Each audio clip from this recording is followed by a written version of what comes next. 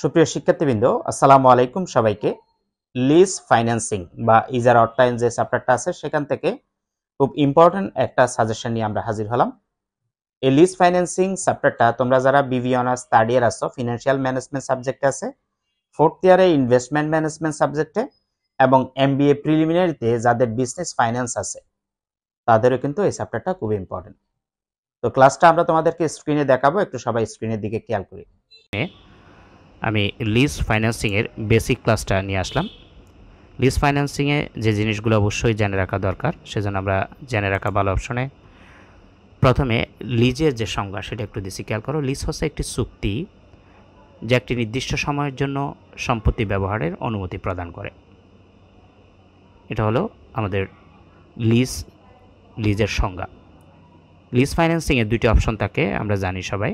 এক নম্বর অপশনটা হলো লিজ অপশন, অর্থাৎ কোনো সম্পত্তি ভাড়ার মাধ্যমে ব্যবহার করতে পারে। আরেকটা হলো পারচেস অপশন, অর্থাৎ কোনো সম্পত্তি ক্রয় করে ঋণ নিয়ে বা ব্যাংক থেকে লোন নিয়ে সে চাইলে পারচেস করে এটা ব্যবহার করতে পারে। এই চ্যাপ্টারের মূল বিষয় হলো কোন অপশনটি ভালো সিদ্ধান্ত দিতে হবে তোমাকে। অর্থাৎ একটা প্রশ্নে দুইটা অপশন থাকতে পারে। কোনো সম্পত্তি বা কোনো মেশিন বা যন্ত্রপাতি তুমি ক্রয় করতে পারো, চাইলে লিজ নিয়ে ব্যবহার করতে পারো। এই লিজ অপশন এবং পারচেস অপশনের মধ্যে কোন অপশনটা ভালো সেটা তোমাকে সাজেস্ট করতে হবে। লিজ অপশনে মূলত কিস্তি বা ভাড়ার বর্তমান মূল্য বের করতে হয়। পারচেস অপশনে ব্যাংক থেকে লোন নিয়ে সম্পত্তি ক্রয় করা হয়। এক্ষেত্রে ব্যাংক ঋণের কিস্তি পরিশোধ করতে হয়। পারচেস অপশনে এই ঋণের কিস্তির বর্তমান মূল্য বের করতে হবে। তাহলে লিজ অপশনে কিস্তির বা ভাড়ার বর্তমান মূল্য বের করতে হবে। পারচেস অপশনেও ঋণের কিস্তির বর্তমান মূল্য বের করতে হবে। পারচেস অপশনে যেহেতু লোন নিয়ে সম্পত্তিটা ক্রয় করে, ওই ঋণের কিস্তিটা একটা নির্দিষ্ট সময়ে পরিশোধ করতে হয়। ওই ঋণের কিস্তির বর্তমান মূল্য বের করে দুইটা অপশনের মধ্যে, অর্থাৎ লিজ অপশন এবং পারচেস অপশনের মধ্যে যে অপশনের কিস্তির বর্তমান দাম কম, উক্ত অপশনটি বেছে নিতে সাজেস্ট করতে হবে। লিজ ফাইন্যান্সিংয়ের মূল জিনিসটা হলো, মূল যে বেসিক সেটা হলো এটাই। এখন আমরা একটা সাজেশন দেখব ধারাবাহিকভাবে। একদম প্রথমে বেসিক লেভেলের একটা সাজেশন দেখব, তারপরে এই ধরনের লিজের যে অপশনওয়ালা অঙ্কগুলো আছে, লিজ অপশন এবং পারচেস অপশনের, সেগুলোর দিকে স্টেপ বাই স্টেপ যাব। আমরা সাজেশন 1-এর প্রশ্নটা তোমাদের জন্য নিয়ে আসলাম। এই প্রশ্নটা ন্যাশনাল ইউনিভার্সিটি অনার্সের থার্ড ইয়ারে অ্যাকাউন্টিং ডিপার্টমেন্টে 2017 সালে আসা একটা প্রশ্ন। Nissan car limited is faced with a decision to acquire on lease a mini car. এটার অর্থ হলো নিশান কার লিমিটেড নামে একটি প্রতিষ্ঠান একটি মিনি কার লিজ নেওয়ার সিদ্ধান্তের সম্মুখীন হয়েছে। The cost of mini car is taka 1,50,000। Mini কারটির মূল্য হলো 1,50,000 টাকা। It has a life of 5 years। মিনি কারটির আয়ুষ্কাল আছে 5 বছর। The leasing company desire a return of 10% on the gross value of the assets। Leasing company তাদের সম্পত্তির মোট মূল্যের উপর 10% রিটার্ন প্রত্যাশা করে। Find out lease rental instalment.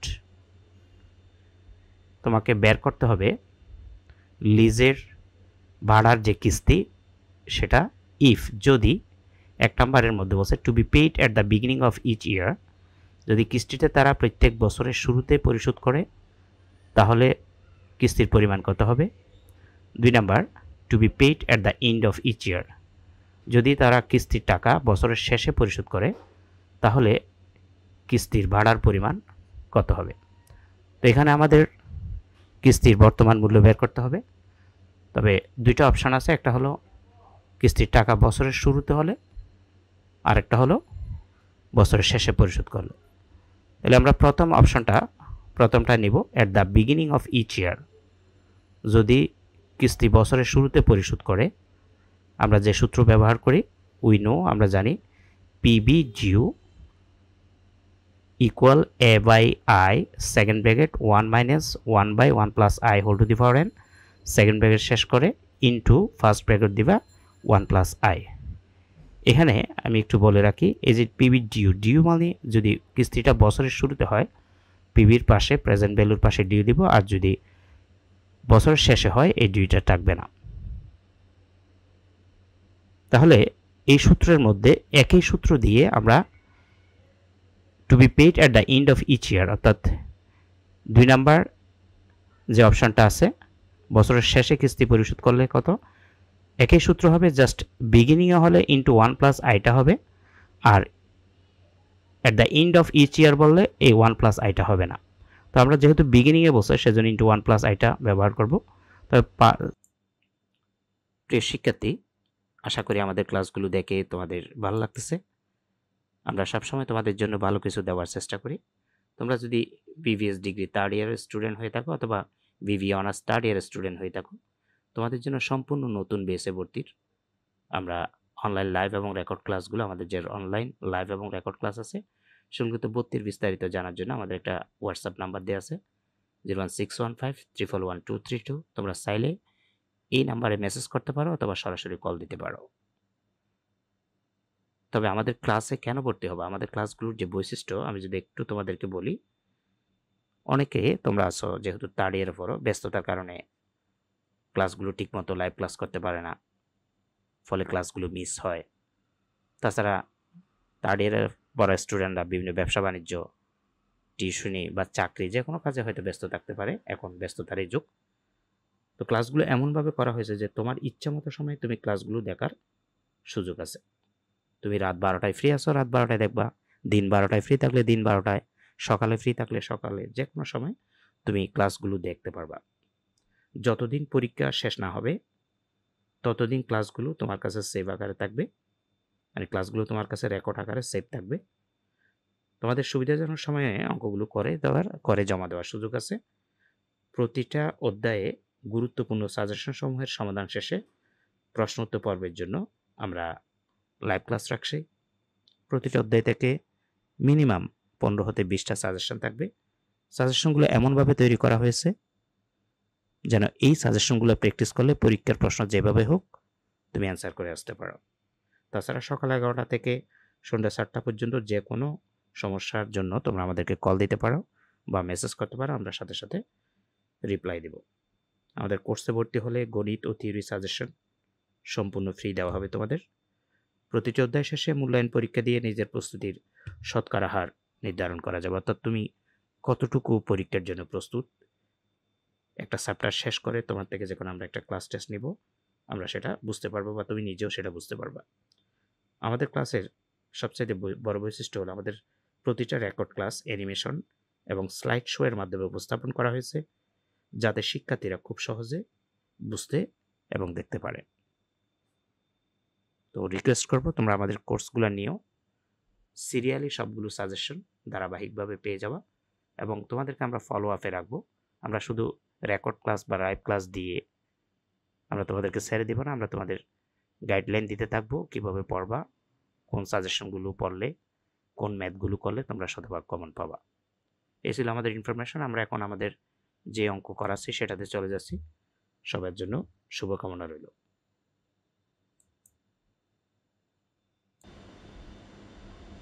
এখন সূত্রটা লেখার পরে আমরা হেয়ার দিয়ে এই সূত্রের মানগুলো পাশে লিখব।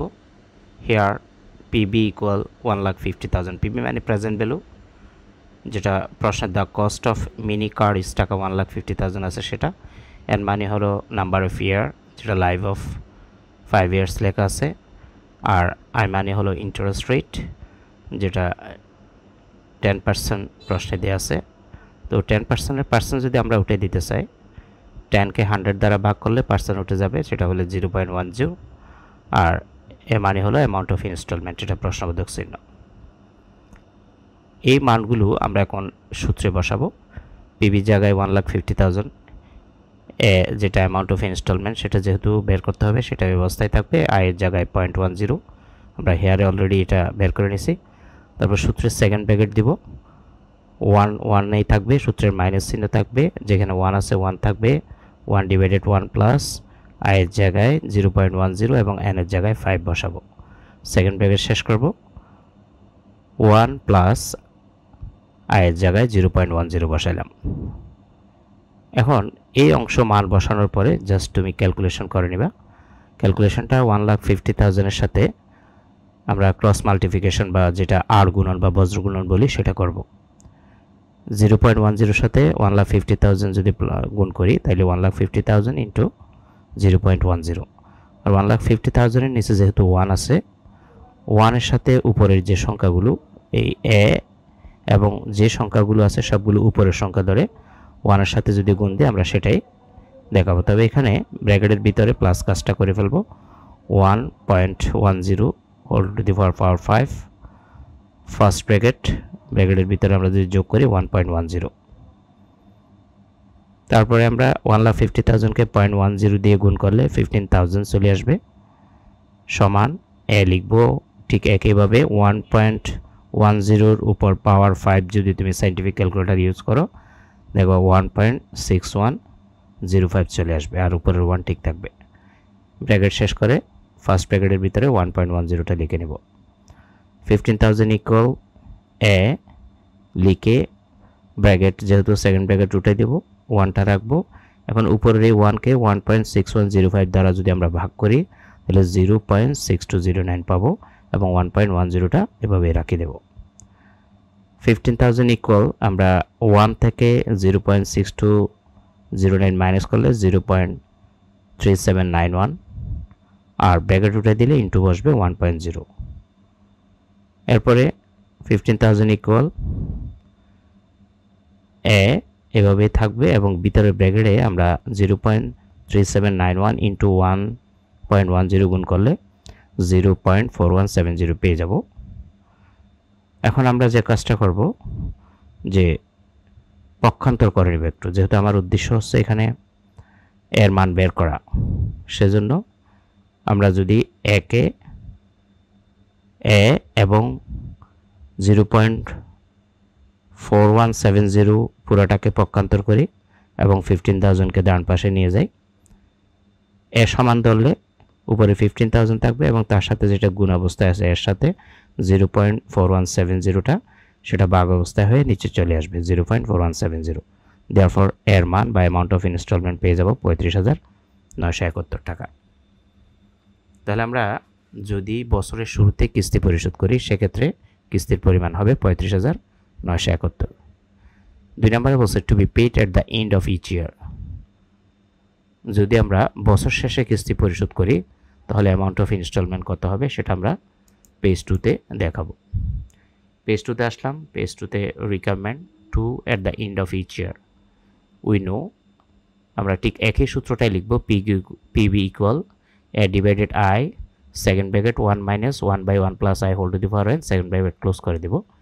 যেহেতু এন্ড অফ ইচ ইয়ার বলছে সেজন্য ইন্টু 1 প্লাস আইটা এখানে আসবে না।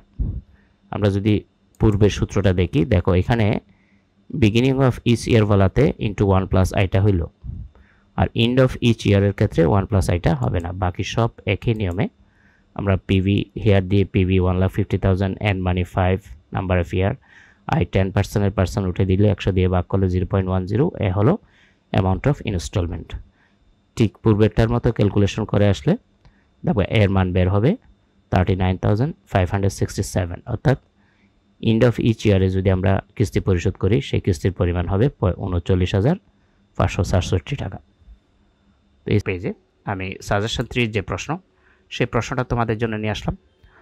এই প্রশ্নটা ন্যাশনাল ইউনিভার্সিটি 2012 সালে একবার আসছিল, থার্ড ইয়ারের মার্কেটিং ডিপার্টমেন্ট আবার 2016 সালে আসছিল। প্রশ্নটার দিকে খেয়াল করি, মনোযোগ দিয়ে প্রশ্নটা যদি বুঝি তাহলে আমাদের অঙ্ক করতে সুবিধা হবে। A company needs to acquire an equipment that will cost টাকা 3,35,200, অর্থাৎ একটি কোম্পানির একটি সম্পদ অর্জনের জন্য 3,35,200 টাকা প্রয়োজন। The company has two alternatives to finance the requirement. কোম্পানির কাছে দুটা বিকল্প রয়েছে এই টাকা অর্থায়নের জন্য। 3,35,200 টাকাটা অর্থায়নের জন্য তাদের দুইটা বিকল্প রয়েছে।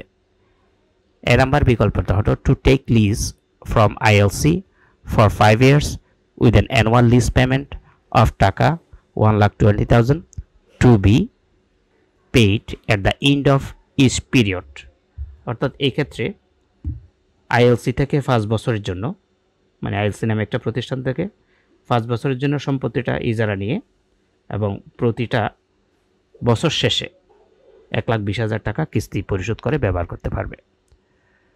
বি নাম্বার অপশনটা হলো to take loan from Jamuna bank limited. Jamuna bank limited থেকে চাইলে ঋণ নিতে পারে, যেটার বার্ষিক সুদের হার 15% হবে। 15% ইন্টারেস্ট পিএ মানি পারে না। Repayable annually at the end of each 5 years in equal installment, অর্থাৎ প্রত্যেক বছরের শেষে 5টি সমানভাবে 5 বছরের কিস্তি পরিশোধ করতে হবে এই ঋণের, যেখানে ঋণের সুদের হার 15%। The equipment will be depreciated on straight line basis, অর্থাৎ সরলরৈখিক পদ্ধতিতে ইকুইপমেন্টের অবস্থা ধার্য করতে হবে। কর্পোরেট ট্যাক্স রেট ইজ 14%, করের হার হলো 15%। Which offer company should accept, এই দুইটা অপশনের মধ্যে কোম্পানির কোন অপশনটি গ্রহণ করা উচিত? তাহলে এখানে যেহেতু দুইটা অপশন আছে, একটা হলো লিজ অপশন আর একটা হলো লোন অপশন অর্থাৎ পারচেজ অপশন। আমরা প্রথমে লিজ অপশনটা ব্যবহার করে দেখব এই ইনস্টলমেন্টের অর্থাৎ কিস্তির বর্তমান মূল্য কত। আমি সমাধানটা নিয়ে আসলাম তোমাদের জন্য লিজ অপশনে। প্রথমটা লিজ অপশনের জন্য আমরা একটা টেবল করব, table for calculation of PB of cash outflow. এখানে খেয়াল করবা 6টা কলাম হবে। প্রথমে ইয়ারের জন্য একটা কলাম, এএলআর অর্থাৎ অ্যানুয়াল লিজ রেন্ট এটার জন্য বা কিস্তির জন্য একটা কলাম, ট্যাক্স রেট এটার জন্য column, NCF net cash outflow, PBIFA এটার একটা কলাম, পিভির একটা কলাম। তো আমরা প্রথমে যে কাজটা করব, ইয়ারের মধ্যে যত বছর আছে 5 বছরের জন্য যেহেতু তারা একসাথে নিয়ে ফেলছে 5 ইয়ার্সের জন্য 1,20,000 টাকা দিয়ে লিজ, সেজন্য এখানে ইয়ারে 1 to 5 লিখব। এএলআর অ্যানুয়াল লিজ রেন্ট, যেটা লিজ অপশনের মধ্যে 1,20,000 টাকা লিজ পেমেন্ট আসে সেটা বসাবো। 3 নাম্বার কলামে যেটা ট্যাক্স রেট 40%, ট্যাক্সের রেট যেহেতু প্রশ্নে বলা আছে 40%, এটাই ব্যবহার করব এখানে। পারচেজ অপশনের ট্যাক্স রেট যেটা, সেটাই লিজ অপশনের ট্যাক্স রেট 40%। এই 40%-এ আমরা কার উপর প্রয়োগ করব খেয়াল করবা, এই যে দ্বিতীয় কলাম এএলআর অর্থাৎ অ্যানুয়াল লিজ রেন্ট 1,20,000 টাকার 40% যদি তুমি ক্যালকুলেটরে প্রয়োগ করো 48,000 টাকা ট্যাক্সের পরিমাণ বের হবে। আর এনসিএফে নেট ক্যাশ আউটফ্লোতে আমরা 1,20,000 অর্থাৎ 2 নাম্বার কলাম থেকে 3 নাম্বার কলাম, তার মানে অ্যানুয়াল লিজ রেন্ট থেকে আমরা যদি ট্যাক্সটা মাইনাস করে দিই এই এনসিএফটা আমরা পেয়ে যাব 1,20,000 মাইনাস 48, 72,000 টাকা। এরপরে পিবিআইএফে এট দ্য রেট অফ 9%। খেয়াল করবা পিবির যে রেট বা ডিসকাউন্ট রেট যেটা, এটা কিন্তু প্রশ্নে দেওয়া থাকবে না, এটা প্রশ্নে দেওয়া থাকবে না, এটা তোমাকে ডিসকাউন্ট রেটটা বের করে নিতে হবে। তো ডিসকাউন্ট রেট বের করার অর্থাৎ পিবিআইএফ এর যে রেট সেটা বের করার সূত্র হলো ডিসকাউন্ট রেট সমান interest rate into 1 minus tax rate. Interest rate বলতে এখানে যে যমুনা ব্যাংক থেকে ঋণ নিচ্ছে 15%, সেটাই হলো ইন্টারেস্ট রেট। 1 ইন্টারেস্ট রেটের জায়গায় সেজন্য আমরা 15% বাড়াবো, বসিয়ে ব্র্যাকেটের মধ্যে আমরা 1 মাইনাস ট্যাক্স রেট, 1 সূত্রের 1 আর ট্যাক্স রেট হলো এই যে 40% দেওয়া আছে, খেয়াল করো এই 40%-এর পার্সেন্ট যদি তুমি উঠাই দাও 100 দিয়ে ভাগ করতে হবে। তুমি যদি ক্যালকুলেটারে এই 40-কে 100 দিয়ে ভাগ করো তাহলে কিন্তু এই 0.40 চলে আসবে। তার মানে 40%-এর পার্সেন্ট উঠিয়ে আমরা সূত্রের মান বসাইছি, জাস্ট এই 40-কে 100 দিয়ে ভাগ করলে 0.40 চলে আসবে। এখন ব্র্যাকেটের কাজটা আগে করব, 1 থেকে 0.40 মাইনাস করলে 0.60, 15 আমরা যদি এই 0.60 15% করি তাহলে, অথবা এই 15%-কে যদি 0.60 দিয়ে গুণ দিই তাহলে কিন্তু 9% চলে আসবে। তার মানে ডিসকাউন্ট রেটটা আবার খেয়াল করে বের করার সূত্র কি, ডিসকাউন্ট রেট সমান interest rate into 1 minus tax rate. Interest rate কোথায় পাবো, সেটা হলো প্রশ্নের ভিতরে যে লোন নিবে পারচেজ অপশনে, সেখানে যে ঋণের সুদের পার্সেন্ট আছে সেটা ইন্টারেস্ট রেট অর্থাৎ ঋণের ব্যয় যেটা। ওয়ান হলো সূত্রের ওয়ান, ট্যাক্স রেট হলো প্রশ্নে যে ট্যাক্স রেট দেওয়া থাকবে সেটা 40%, 30%, 50% যাই দেওয়া থাকে সেটাকে 100 দিয়ে ভাগ করে পার্সেন্ট উঠাই দিব, 0.40 হইল।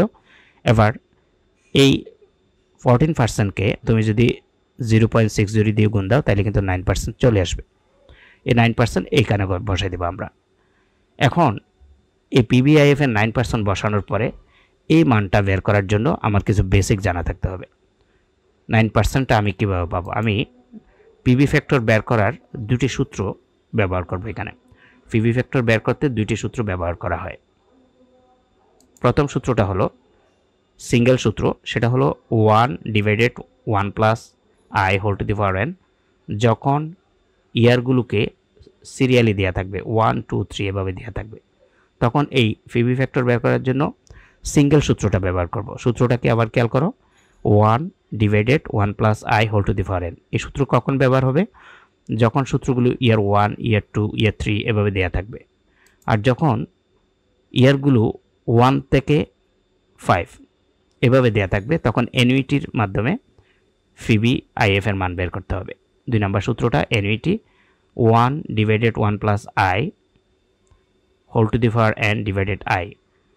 এটা কখন ব্যবহার হবে? যখন ইয়ারকে 1 হতে 5 বা 1 to 5 এইভাবে দেওয়া থাকবে বা এইভাবে লেখা হয়। যেমন এই অঙ্কে আমরা ইয়ারটাকে 1 to 5 অর্থাৎ যেহেতু 5 বছরের জন্য একসাথে লিস্ট নিছে সেজন্য আমরা অ্যানুইটি সূত্রটা ব্যবহার করব। পিবি ফ্যাক্টরের ক্ষেত্রে এই যে আই এর মান বা আর এর মান যেটাই থাকুক, এটা কিন্তু ডিসকাউন্ট রেট যেটা বের করছো, এই যে ডিসকাউন্ট রেট অর্থাৎ পিবিআইএফ এর যে ডিসকাউন্ট রেট সেটা বসাইতে হবে। এখানে কিন্তু অনেকে ভুল করে লোনের যে ইন্টারেস্ট রেট সেটা বসাই দেয়, এই জন্য এটা খেয়াল রাখবা। পিবি ফ্যাক্টরের ক্ষেত্রে আই এর মানকে ডিসকাউন্ট রেট 9% ধরতে হবে। তো এই প্রশ্নে 9% আসছে, ডিসকাউন্ট রেট যদি 5% আসে 5%, 15% আসে 15%। তো মাথায় রাখবা পিবি ফ্যাক্টরের ক্ষেত্রে এখানে যে আই বা আর ব্যবহার করব সেখানে যে রেটটা বসবে সেটা হলো যে ডিসকাউন্ট রেট বের করি, অর্থাৎ পিবিআইএফ এর যে ডিসকাউন্ট রেট সেটা বের হবে।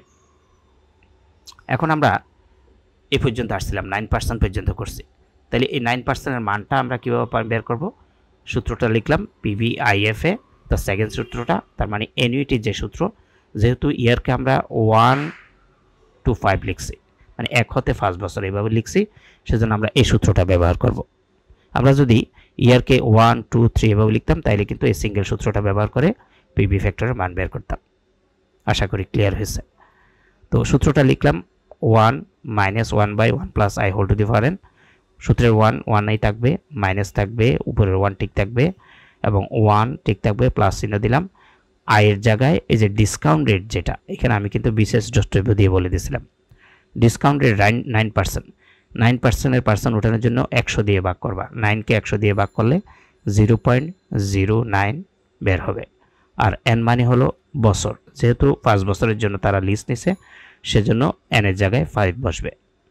এখন নিচে ব্র্যাকেটের কাজটাকে তোমরা যদি যোগ করো 1.09 এবং পাওয়ার 5 করো, 5 করার পরে 1 দিয়ে ভাগ করে এবং 1 থেকে মাইনাস করে দাও, একসাথে কিন্তু এই মানটা চলে আসবে 0.3500068613। আর নিচে আই এর মান 0.09 বসাই দেব, ওই 9% এর পার্সেন্ট উঠিয়ে সেটাতে যদি ভাগ করে দিই তাহলে কিন্তু আমরা পিবিআইএফ এর মান পেয়ে যাব 3.8897। তো 3.8897টা এভাবে বের করলাম। ফাইনালি আমরা যেটা করব সেটা হলো এই যে ফার্স্ট নাম্বার মানে একদম লাস্ট 6 নাম্বার যেটা কলাম, আমরা যদি 6 নাম্বার কলামটার দিকে তাকাই, এটা হলো পিবি বা কিস্তির বর্তমান মূল্য, মানে বর্তমানে এই কিস্তির বর্তমান মূল্য কত সেটা বের করার সূত্র হলো আমাদের যে এনসিএফ যেটা দেয়া আছে 72,000, এটাকে যদি তুমি 3.8897 দিয়ে গুণ করো, অর্থাৎ 4 নাম্বার কলামকে তুমি যদি 1 নাম্বার কলাম দিয়ে গুণ করো তাহলে কিন্তু এই পিবির মানটা পেয়ে যাবা 2,80,058। তুমি ক্যালকুলেটর করে দেখতে পারো 72,000 গুণ 3.8897 গুণ করে দেখো চলে আসবে 2,80,058 টাকা। তাহলে আমরা লিজ অপশনে এভাবে কিস্তির বর্তমান মূল্যটা বের করে নিলাম, এই জায়গায় পিভির জায়গায় 4 নাম্বার কলামের সাথে এনসিএফ এর সাথে পিবিআইএফ এর মান দ্বারা গুণ করে এটা পেয়ে যাব। এখন আমরা যাব অপশন বিতে। অপশন বিতে প্রেজেন্ট ভ্যালু বের করার পরে, কিস্তির বর্তমান মূল্য বের করার পরে তুলনা করে একটা কমেন্ট দেব। তো তার আগে আমরা পেজ 2তে যাব। পেজ 2তে আসলাম। পেজ 2তে requirement B, boring and buying option. এখানে ক্যালকুলেশন করতে হবে লোনের যে ইনস্টলমেন্ট বা কিস্তি সেটা বের করতে হবে। Calculation of loan on instalment. এই লোন অফ ইনস্টলমেন্টের সূত্র আমরা জানি, we know PVA equal ALP annual lease payment, second bracket 1 minus 1 by 1 plus I whole to the power n divided by I. Here PVA মানে হলো present value annuity equal 3,35,200। এটা কিন্তু প্রশ্নে দেওয়া আছে, খেয়াল করো। আমি যদি প্রশ্নে তোমাদের দেখাই, a company needs to acquire an equipment that will cost টাকা 3,35,200। এটাই কিন্তু পিভিএ, অর্থাৎ প্রেজেন্ট ভ্যালু অ্যানুইটি। এন মানে হলো নাম্বার অফ ইয়ার্স, 5 ইয়ার্স, যেহেতু তারা 5 বছরের জন্য ঋণ নিচ্ছে। আই মানে রেট অফ ইন্টারেস্ট 15%, অর্থাৎ ক্যাডি যেটা ঋণের ব্যয়, ঋণের সুদ যাকে বলি। 15%-এর পার্সেন্ট উঠাইতে হলে 15কে 100 দিয়ে ভাগ করলে 0.15। ALP মানে হলো অ্যানুয়াল লিজ পেমেন্ট, এটা আমরা বের করব, সেই জন্য এখানে প্রশ্নবোধক চিহ্ন। তো এই সূত্রের মানগুলো আমরা জাস্ট এখান থেকে এনে বসাবো। যেমন পিভিআই এর জায়গায় এটা বসাইলাম, তারপরে ALPটা যেহেতু প্রশ্নবোধক চিহ্ন, এটা আমরা ALP রেখে দেব। Second bracket 1 minus 1 by 1 plus, এখানে আই এর জায়গায় এই যে রেট অফ ইন্টারেস্ট যেটা 15%, সেটার পার্সেন্ট উঠাইছে, এটা বসাইলাম। আয়ের জায়গায় সেটা বসাইবো এবং এন এর জায়গায় 5 বছর বসাই দেব। এরপরে সাইন্টিফিক ক্যালকুলেটর ব্যবহার করবা, ব্যবহার করে ধারাবাহিকভাবে ক্যালকুলেশনগুলো করবা। প্রথমে ব্র্যাকেটের যোগটা করবা, 1.15 পাবা, সেটাকে পাওয়ার 5 করবা, 1কে সেটা দিয়ে ভাগ করবা, ভাগ করার পরে 1 থেকে সেটা মাইনাস করে দিলে একসাথে সাইন্টিফিক ক্যালকুলেটরে কিন্তু এই মানটা চলে আসবে 0.502823264। সেটাকে 0.05 দ্বারা যখন ভাগ করবা তাহলে তোমার এই মানটা চলে আসবে, অর্থাৎ উপরের এটাকে 0.15 দ্বারা ভাগ করলে 3.352155098 চলে আসবে। এখানে একটা জিনিস খেয়াল করো, এই এলপিটা কিন্তু এখানে ভাগ অবস্থায় আছে। আমরা যদি এটা পুরোটাই পক্ষান্তর করি, আমরা যদি পুরোটাকে সমানের ডান পাশ থেকে বাম পাশে নিই, এখানে একটা লাইন তোমরা বাড়াই করতে পারো, এলপি ইন্টু 3.3521555098টাকে বাম পাশে নিয়ে আসবা, 3,35,200কে ডান পাশে নিয়ে যাবা। তারপর তুমি এলপির সাথে এটা গুণ অবস্থায় যেটা আছে এলপিকে ধরলে আবার পুনরায় যখন পক্ষান্তর করবা এই গুণ অবস্থাটা নিচে বাধা অবস্থায় চলে আসবে। এখন 3,35,200কে 3.3521555098 দিয়ে ভাগ করলে এলপি বা অ্যানুয়াল লিজ পেমেন্ট পেয়ে যাবা 99,995। তো এখানে কিছু বেসিক জানা থাকতে হবে, আমি সেগুলো দিচ্ছি, খেয়াল করো।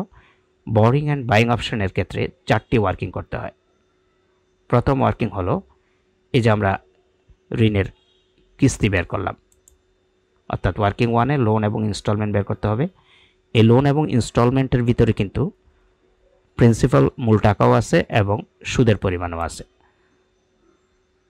তারপর উক্ত এই লোন অন ইনস্টলমেন্ট থেকে আমরা যে কাজটা করব, ইন্টারেস্ট এবং প্রিন্সিপাল আলাদা করার জন্য ওয়ার্কিং 2 করব। তার মানে আমরা পরের পেজে ওয়ার্কিং 2, তারপরে ওয়ার্কিং 3তে ডেপ্রিসিয়েশন বের করব। ওয়ার্কিং 4-এ গিয়ে table for calculation of PV, অর্থাৎ এই লোন ইনস্টলমেন্টের পিভিটা বর্তমান মূল্যটা বের করে তারপর আমরা ডিসিশন দেব। তার মানে আমাদের আবার একটু খেয়াল করো, বোরিং অ্যান্ড বাইং অপশনের ক্ষেত্রে কয়টা ওয়ার্কিং করতে হবে? 4টা। প্রথম ওয়ার্কিং কি? লোন ইনস্টলমেন্ট, যেটা আমি অলরেডি করে রাখছি। তারপরে এই লোন ইনস্টলমেন্টের ভিতরে কিন্তু কিছু সুদ, কিছু প্রিন্সিপাল বা মূল টাকা আছে, সেটাকে আলাদা করার জন্য একটা টেবল করব আমরা। ইন্টারেস্ট এবং প্রিন্সিপালকে আলাদা করার জন্য ওয়ার্কিং 2 করে একটা টেবল করব, কিছুক্ষণ পরে করব সেটা। 3 নম্বরে ডেপ্রিসিয়েশন বের করে নেব।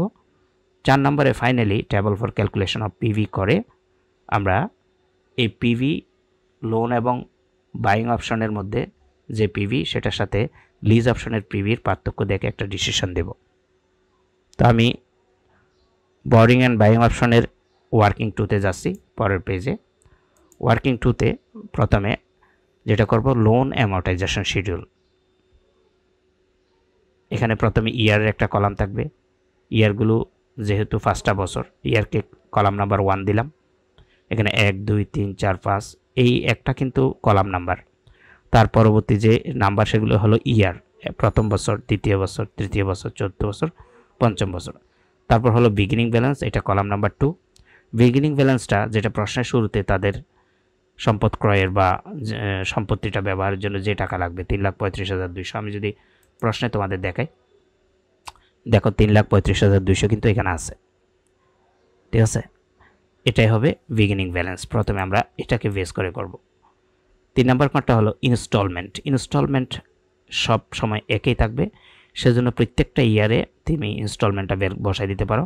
ইনস্টলমেন্টটা আমরা পেজ 2তে বের করছি, অর্থাৎ ওয়ার্কিং 1-এ এই যে 99,995 টাকা বসাই দিতে পারো সরাসরি। প্রথম বছর, দ্বিতীয় বছর, তৃতীয় বছর, চতুর্থ, পঞ্চম বছর, সব বছরে একই হয়ে যেহেতু এটা বসাই দিতে পারবা এই পর্যন্ত, অর্থাৎ ইয়ার, বিগিনিং ব্যালেন্স এবং ইনস্টলমেন্ট এই পর্যন্ত কিন্তু তোমার অলরেডি আগের থেকে আসছে। এখন ইন্টারেস্ট যেটা, সেটা কীভাবে বের করব? 4 নাম্বার কলামে, সেটা হলো 2 নাম্বার কলামের সাথে, অর্থাৎ বিগিনিং ব্যালেন্সের সাথে আমাদের ইন্টারেস্টের যেটা রেট, ঋণের যে সুদের হার, সেটা দিয়ে গুণ দেব। আমরা যদি প্রশ্নে দেখি, দেখো ঋণের সুদের হার কিন্তু দেওয়া আছে 15%। To take loan from Jamuna bank limited at the rate of 15% interest PA, প্রতি বছরে 15%। তো আমরা কিসের উপর প্রয়োগ করব? 2 নাম্বার কলাম। 2 নাম্বার কলাম মানে কি? Beginning balance. তার মানে 3,35,200 উপরে যদি 15% করো, দেখবো 50,280 টাকা চলে আসবে। এরপরে কিন্তু নিচে যাওয়া যাবে না, এরপরে পাশে চলতে হবে। তারপরে 1 নাম্বার কলামটা হলো প্রিন্সিপাল পেমেন্ট, অর্থাৎ মূল টাকা। এটা বের করব কিভাবে? সেটা হলো 3 নাম্বার কলাম থেকে 4 নাম্বার কলামটা মাইনাস করে দেব। 3 নাম্বার কলাম মানে আমাদের যে ইনস্টলমেন্ট, সেখান থেকে 4 নাম্বার কলাম মানে আমি যদি ইন্টারেস্টটা মাইনাস করে দিই, অর্থাৎ এই 99,995 টাকার ভিতরে 50,280 টাকা ইন্টারেস্ট আছে, মাইনাস করে দিলে আর 49,715 টাকা হলো প্রিন্সিপাল পেমেন্ট। এরপরে আমরা ইন্ডিং ব্যালেন্স সেটা বের করব 6 নাম্বার কলামে। সেটা হলো 2 নাম্বার কলাম থেকে, অর্থাৎ বিগিনিং ব্যালেন্স থেকে আমরা 5 নাম্বার কলাম, তার মানে প্রিন্সিপাল পেমেন্টটা মাইনাস করে দিলেই আমরা এন্ডিং ব্যালেন্সটা পেয়ে যাব। তো আমাদের 2 নাম্বার কলামে 3,35,200, সেখান থেকে আমরা প্রিন্সিপাল পেমেন্ট 49,715 টাকা যদি মাইনাস করে দিই, তাহলে আমাদের 2,85,485 টাকা আসবে। এটাই হবে প্রথম বছরের এন্ডিং ব্যালেন্স। এই প্রথম বছরের এন্ডিং ব্যালেন্স দ্বিতীয় বছরের শুরুতে বিগিনিং ব্যালেন্স হয়। দেখো এই এন্ডিং ব্যালেন্সটা কিন্তু এখানে বসছে 2,85,485, আর ইনস্টলমেন্টও প্রত্যেক বছর একই। তারপরে 4 নাম্বার কলাম ইন্টারেস্ট যেটা, সেটা কীভাবে পাবো? ওই যে আমরা বিগিনিং ব্যালেন্স যেটা 1 বছরের, প্রথম বছরের এন্ডিং ব্যালেন্স দ্বিতীয় বছরের শুরুতে আনছি, সেটার উপরে 15% প্রয়োগ করো, 42,823 টাকা পেয়ে যাবা। ফাইনালি প্রিন্সিপাল পেমেন্ট ঠিক একইভাবে প্রত্যেকটা বছর একই রকমের হবে। 3 নাম্বার কলাম থেকে 4 নাম্বার কলাম মাইনাস করলে প্রিন্সিপাল পেমেন্ট 57,172 টাকা পেয়ে যাব। এরপরে এন্ডিং ব্যালেন্স 2 নাম্বার কলাম থেকে 5 নাম্বার কলাম মাইনাস করলে 2,28,313 টাকা পেয়ে যাব। দ্বিতীয় বছরে যেটা এন্ডিং ব্যালেন্স 2,28,313, তৃতীয় বছরে সেটা হবে বিগিনিং ব্যালেন্স। ইনস্টলমেন্ট একই থাকে এবং ইন্টারেস্টটাও ঠিক একই। ওই বিগিনিং ব্যালেন্সের উপর, অর্থাৎ 2 নাম্বার কলামের উপর 15% প্রয়োগ করলে 34,247 টাকা। প্রিন্সিপাল পেমেন্ট সেটা 3 নাম্বার কলাম থেকে 4 নাম্বার কলাম মাইনাস করে দিলে পেয়ে যাবা 65,748। এন্ডিং ব্যালেন্স 1,62,567 টাকা। 6 নাম্বার কলামে আমরা কিভাবে 2 নাম্বার কলাম থেকে 5 নাম্বার কলাম মাইনাস করলেও টাকাটা চলে আসবে, অর্থাৎ প্রত্যেক বছর এখানে একই হবে। ফাইনালি তৃতীয় বছরের যেটা এন্ডিং ব্যালেন্স চতুর্থ বছরে বসবে, ঠিক একই নিয়মে আমরা চতুর্থ বছরও করে যাব, বাট পঞ্চম বছরে এসে আমাদের একটু ব্যতিক্রম লক্ষ্য করতে হবে। সেটা কি? যেহেতু আমাদের এখানে পঞ্চম বছর এটাকে নীল করতে হবে, এটা যেহেতু নীল করতে হবে, তার মানে আমাদের 86,995 টাকাকে নীল করতে হলে এটা তো বিগিনিংয়ে আসবে, তার মানে আমাদের প্রিন্সিপাল পেমেন্টটাকেও একই করে ফেলতে হবে 86,995। তাইলে আমরা 2 নাম্বার কলাম 86,995 থেকে ফার্স্ট নাম্বার কলাম 86,995 মাইনাস করে দিলে নীল হয়ে যাবে, কিন্তু সেক্ষেত্রে ইন্টারেস্টও মিলবে না। তো ইন্টারেস্ট আমরা কীভাবে বের করব? ইন্টারেস্ট যদি তুমি বের করতে চাও তাইলে কিন্তু সরাসরি 15% দিলে কিন্তু আসবে না, 15% দিলে আসবে না। আমরা আগে যেভাবে 15% করছি, মনে করো 2 নাম্বার কলামের উপর আমরা কি করছি, 15% প্রয়োগ করছি। তাহলে 2 নাম্বার কলামের উপর 15% প্রয়োগ করলে তুমি যদি ক্যালকুলেটারে করে দেখো আসতেছে না, কিন্তু 86,995 গুণ 15% করলে 13,049 টাকা চলে আসবে। কিছু টাকা থেকে যাবে, কিছু টাকা থেকে গেলে কিন্তু হবে না, নীল করে দিতে হবে। সেজন্য আমাদের যে কাজটা করতে হবে, আমাদের 99,995 থেকে, অর্থাৎ আমাদের যে ইনস্টলমেন্ট 99,995 আমরা যদি করি, সেখান থেকে 86,955 টাকা যদি তুমি মাইনাস করে দাও, তাহলে তোমার 13,040 টাকা আসবে। এই ক্ষেত্রে আমাকে পার্সেন্ট প্রয়োগ না করে আমাদের ইনস্টলমেন্ট থেকে বিগিনিং ব্যালেন্সটা মাইনাস করে দিলে যেটা অতিরিক্ত সেটাকে ইন্টারেস্ট হিসাবে দেখাতে হবে। তাহলে 99,000 থেকে 99,995 থেকে 86,995 মাইনাস করলে কিন্তু ইন্টারেস্ট আসবে। আর যদি তুমি আগের মতো 15% প্রয়োগ করো, এটা কিন্তু শুধুমাত্র শেষ বছরে এই কাজটা করতে হবে, বাকি সবগুলো একই। কারণ লাস্ট বছরে যদি না মিলে তখন আমার এটার আশ্রয় নিতে হবে, এটা যেহেতু নীল করতে হবে সেজন্য। আর যদি সরাসরি পার্সেন্ট করে দেখবা যে 3-4 টাকা থেকে যাবে, আর থেকে গেলে কিন্তু অঙ্কটা হবে না। সেজন্য এই জায়গায় একটু খেয়াল করবা যে আমরা এ পর্যন্ত চতুর্থ বছরের শেষের এন্ডিং ব্যালেন্সটা এনে পঞ্চম বছরের বিগিনিংয়ে বসাবো। তারপরে ইনস্টলমেন্ট থেকে, অর্থাৎ 3 নাম্বার কলাম থেকে 2 নাম্বার কলাম মাইনাস করে এখানে আমরা কি দিব, ইন্টারেস্টটা বসাবো। তারপরে তুমি 3 থেকে 4 মাইনাস করলেও কিন্তু হয়ে যাবে। 3 থেকে 4 মানে এখন 99,995 থেকে 13,040 মাইনাস করে দেখো, এটা চলে আসবে 86,955। ফাইনালি 6 নাম্বার কলামও 2 থেকে 5 মাইনাস করলেও মিলে যাবে, অর্থাৎ এটা তোমাকে 0 করেই দিতে হবে। এরপরে আমরা ওয়ার্কিং 2তে যাব। এই শিডিউলটা করার পরে আমরা ইয়ারলি ডেপ্রিসিয়েশনটা বের করব পরের টেবলের জন্য। ইয়ারলি ডেপ্রিসিয়েশনটা যেহেতু লাগবে, তো ইয়ারলি ডেপ্রিসিয়েশন বের করার সূত্র হলো cost minus salvage value divided by life. Cost বলতে আমাদের যে বিগিনিং ব্যালেন্স ছিল সেটা 3,35,200, যেহেতু সেলভেজ ভ্যালু 0 সেজন্য এখানে 0, আর লাইফ মানে আয়ুষ্কাল 5 বছর সেজন্য 5 দিয়ে ভাগ করব। 3,35,200 থেকে 0 বাদ দিলে 3,35,200 হবে। সেটাকে যদি তুমি 5 দ্বারা ভাগ করো, তোমার ইয়ারলি ডেপ্রিসিয়েশন বের হয়ে যাবে 67,040 টাকা। ইয়ারলি ডেপ্রিসিয়েশন বের করার পরে এখন আমরা ফাইনাল কাজে যাব, পেজ 4-এ যাব। প্রিয় শিক্ষার্থী, আশা করি আমাদের ক্লাসগুলো দেখে তোমাদের ভালো লাগতেছে। আমরা সবসময় তোমাদের জন্য ভালো কিছু দেওয়ার চেষ্টা করি। তোমরা যদি বিবিএস ডিগ্রি 3rd ইয়ারের স্টুডেন্ট হয়ে থাকো অথবা বিবিএ অনার্স 3rd ইয়ারের স্টুডেন্ট হয়ে থাকো, তোমাদের জন্য সম্পূর্ণ নতুন বেসে ভর্তির আমরা অনলাইন লাইভ এবং রেকর্ড ক্লাসগুলো, আমাদের যে অনলাইন লাইভ এবং রেকর্ড ক্লাস আছে সেগুলোতে ভর্তির বিস্তারিত জানার জন্য আমাদের একটা হোয়াটসঅ্যাপ নাম্বার দেওয়া আছে 01615341232। তোমরা চাইলে এই নাম্বারে মেসেজ করতে পারো অথবা সরাসরি কল দিতে পারো। তবে আমাদের ক্লাসে কেন ভর্তি হবে, আমাদের ক্লাসগুলোর যে বৈশিষ্ট্য আমি যদি একটু তোমাদেরকে বলি।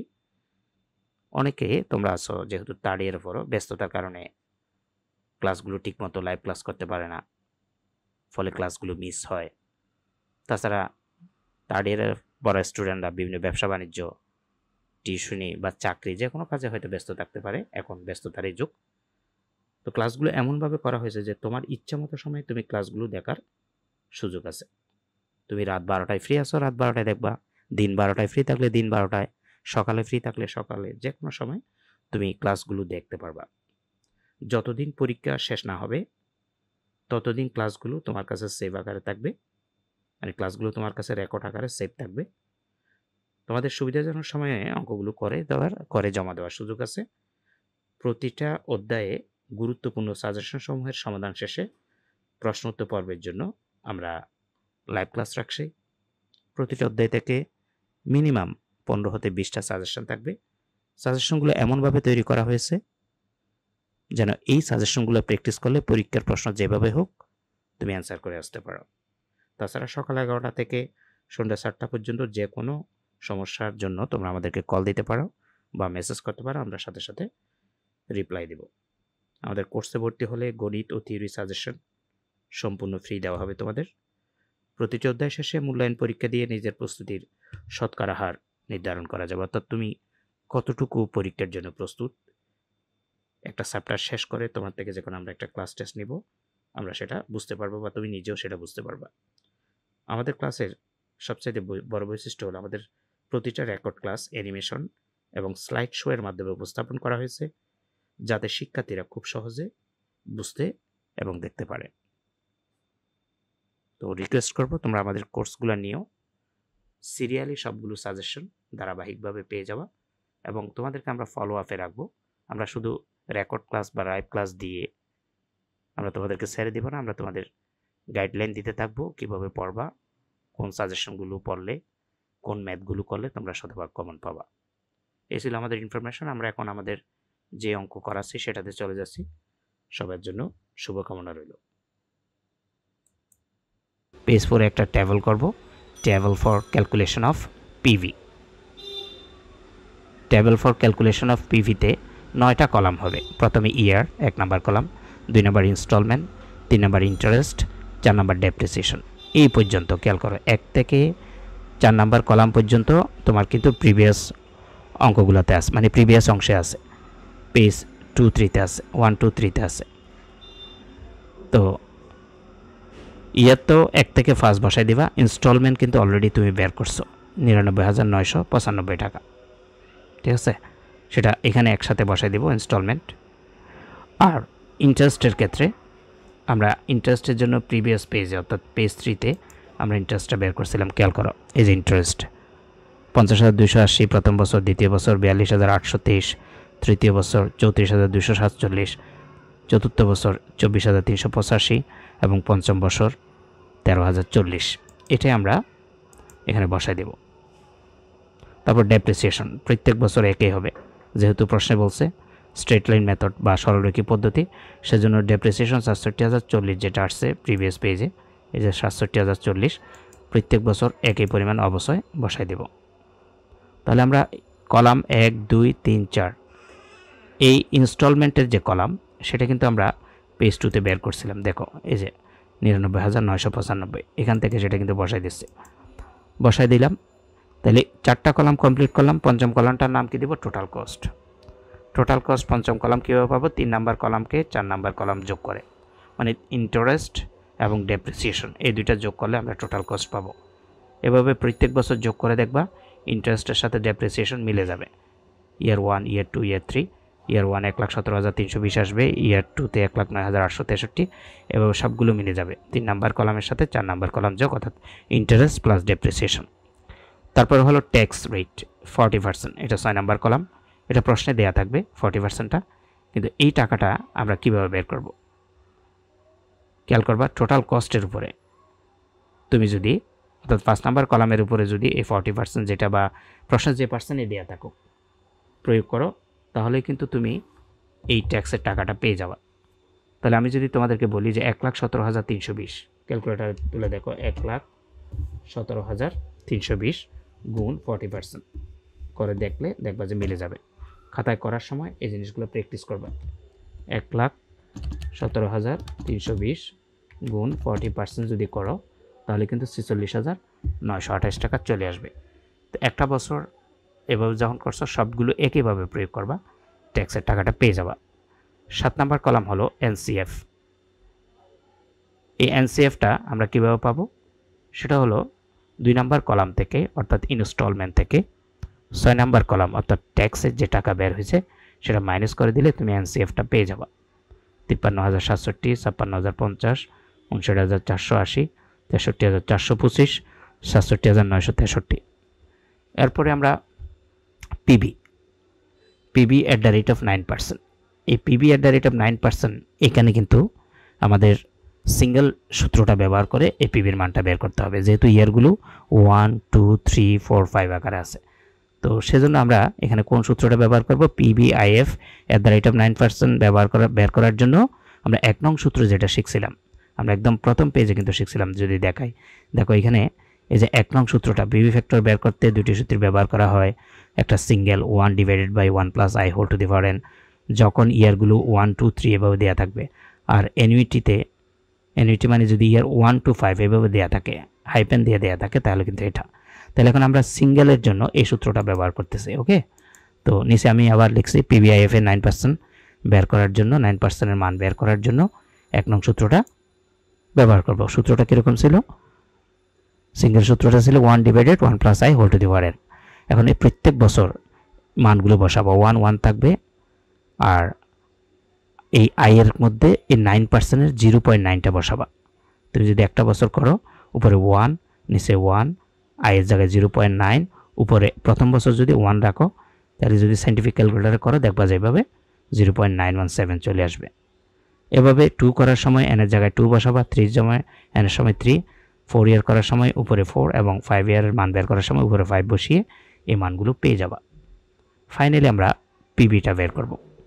এই পিভি প্রেজেন্ট ভ্যালু যেটা 9 নম্বর কলাম, সেটা হলো 7 নম্বর কলামের সাথে 8 নম্বর কলাম গুণ করব। 7 নম্বর কলাম গুণ 8 নম্বর কলাম। 7 নম্বর কলাম কত? সেটা হলো এনসিএফ। 8 নম্বর কলাম মানে কি? এই যে পিভির যে ডিসকাউন্ট রেট দিয়ে যে মানটা বের করছিলাম 9%-এর, তো 53,067। তুমি যদি ক্যালকুলেটারে 53,067-কে প্রথম বছর 0.917 দ্বারা গুণ করো, 48,662। ঠিক একইভাবে 56,050-কে 0.842 দ্বারা গুণ করো, 47,194। এভাবে প্রত্যেক বছর করে দেখবা এই মানগুলো আসবে এবং সবগুলো যোগ করে টোটাল পিভি পেয়ে যাবা 2,30,856। তাহলে আমরা পারচেস অপশনের টোটাল প্রেজেন্ট ভ্যালু পাইলাম ইনস্টলমেন্টের 2,30,856, বাট লিজ অপশনে আমরা কিন্তু প্রেজেন্ট ভ্যালু পাইছিলাম 2,80,058 টাকা। তার মানে লিজ অপশনের ইনস্টলমেন্টের কিস্তির বর্তমান মূল্যটা বা বর্তমান দাম বেশি, সুতরাং আমরা এটা নিব না। আমরা কোনটা নিব? আমরা পারচেস অপশনটা বেছে নিব, কারণ পারচেস অপশনে কিস্তির বর্তমান মূল্য ছোট বা কম। সেজন্য একটা কমেন্ট লিখে দিব আমরা, the company it advice to go for boring and buying option as the PV of cash outflow of loan is lower than lease alternative। অর্থাৎ যেহেতু বোরিং এবং বাইং অপশনের প্রেজেন্ট ভ্যালুটা